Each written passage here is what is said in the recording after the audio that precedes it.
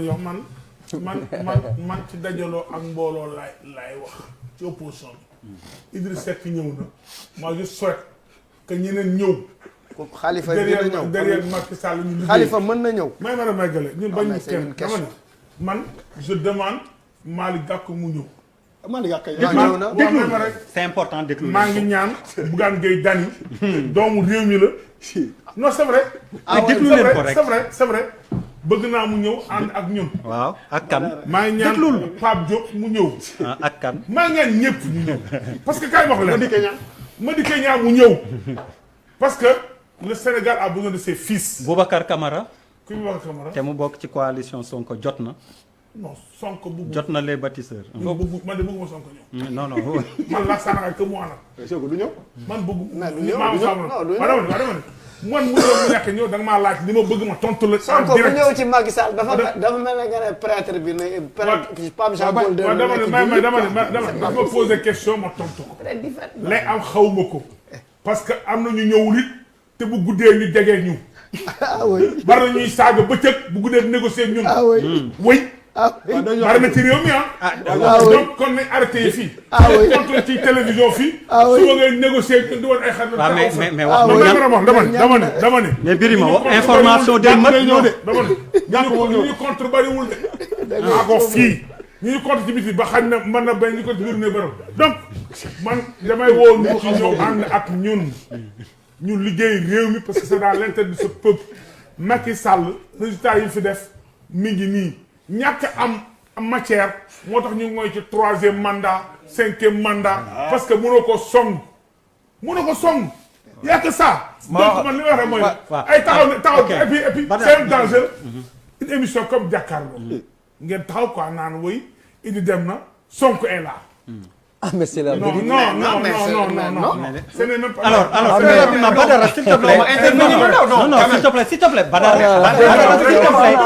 tu auras la parole s'il le faut en dernier lieu nga wax li nga bëgg a wax.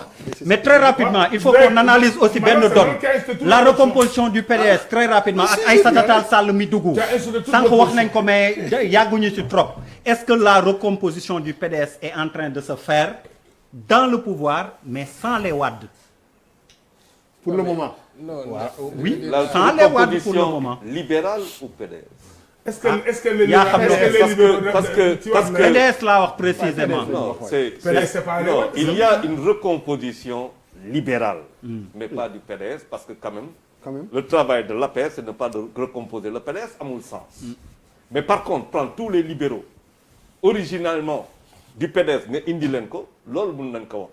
il y a benn cas boo xamante ne faaw ñu xalaat ko. mooy le cas de Karim Wade.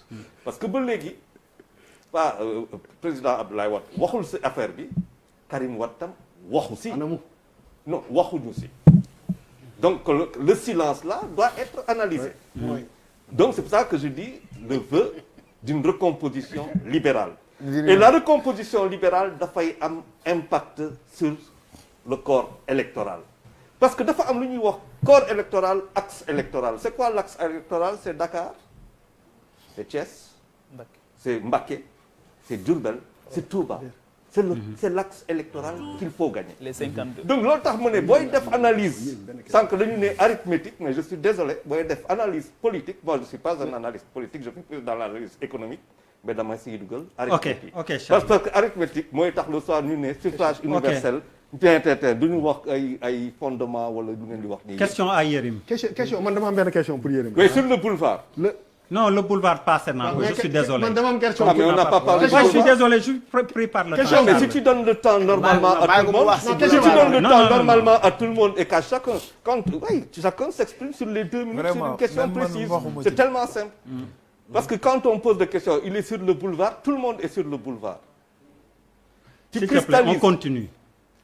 tu cristallises toute la frustration de l'opposition et les revanchards de la République qui viennent te voir. kooku mooy la première analyse. sauf que le boulevard il est là pour tout le monde. Et je dis encore une fois que quand c'est sur le boulevard sauf que tu poses une question assez importante sur l'économie xam nga ñu toog fi ñuy perte sur du temps si ay wax yoo xamante ne le sexe des anges wala di tirer sur les comètes. C'est ce que nous avons fait pendant 60 ans et qu'on se rend compte qu'aujourd'hui qu'il va falloir qu'on fasse de l'économie. Et ça c'est très dommage. ngeen nekk si non pour vous dire tant que di wax ay wax yoo xamante ne ñu perdre suñu temps sur pourquoi. ok on a compris. oui Yérim benn question rek ci boulevard bi ñu wax. ci affaire kii bi est-ce que yaakaar nga benn retrouvaille Idrissa Seck Karim Wade Omar Sarr éventuellement. ok man mon analyse est très claire. et Macky Sall. sama am lu ma gis ci loolu.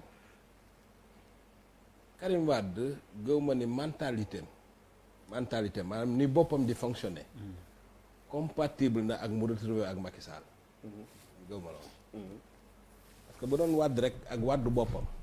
Wade retrouver Macky Sall depuis très longtemps. bu yàgg oui.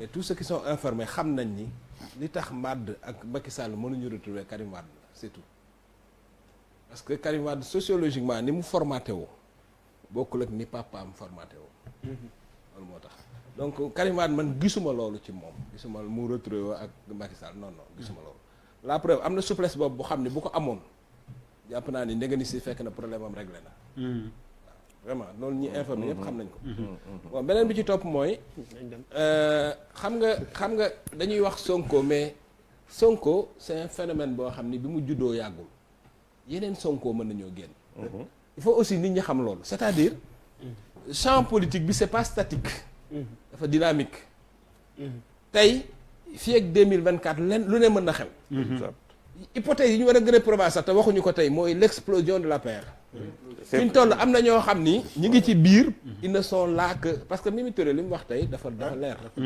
kenn du ma tere def politique dafay continuer def politique am na ñu bari ñoo xam ñi ngi ci biir mais c'est une sorte de paix armée paix armée mooy jàmm am na ci kaw mais jàmm amul ci suuf donc foofu rek déjà y a un potentiel de candidature extraordinaire rien que ci APR donc moo tax man la fii ak les années à venir tu verras que le champ politique va totalement se reformater totalement se reformater moo tax Badara li ngeen def wóorul parce que espace bi ngeen bàyyi noonu nit ñi dañ koy occuper léegi mais mën naa intervenir foofu déjà ma njëkkee leeral mais mu nekk benn bokk yaakaar benn affaire bi tey coalition Idi bi Idi ak seen yéen a ji bon mais bàyyi ko Birima s'il te plaît déglu Papis mais bu dee yéeneem la il a le droit c'est malheureux mais bi nga ne implosion Benno Bokk Yaakaar Birima dafa tëb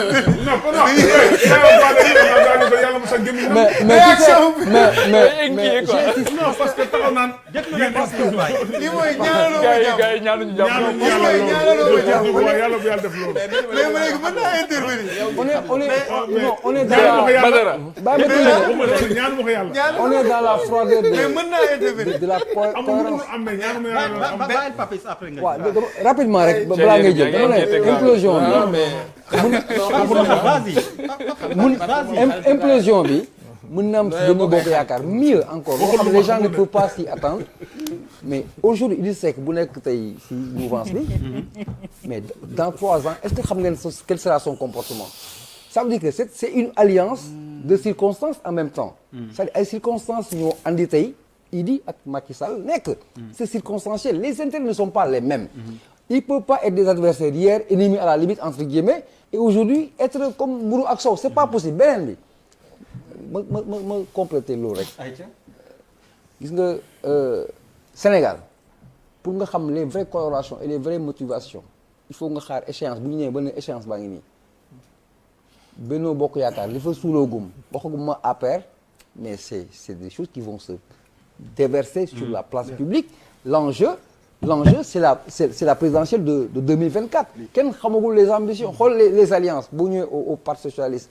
Serigne Mbaye Thiam mais tu penses que loolu c'est gratuit lu mu génn noonu mais c'est pas gratuit il y a des choses derrière en fait pour ne pas faire de la météo il va se passer énormément de choses mais li ñu war a taxaw pour aujourd'hui tey jii 5 novembre xaw ma 6 novembre ku gën a saillant ci opposition du Sénégal li ñu xam ne opposition c'est Ousmane Sonko. Allez Badara jëlal mais juste une information Boubacar Camara a quitté la coalition de Sonko mais il précise dans le communiqué qu'il reste dans l'opposition tabax coalition boppam qui s'appelle tabax Vas-y. waaw loolu day rejoindre Qu'est-ce qui se passe dans day rejoindre ça c'est une information. ayca déglu leen Badara. waaw baal ma day rejoindre li grand bi wax léegi que yéen a ngi focaliser xam nga Malal xam naa ni porte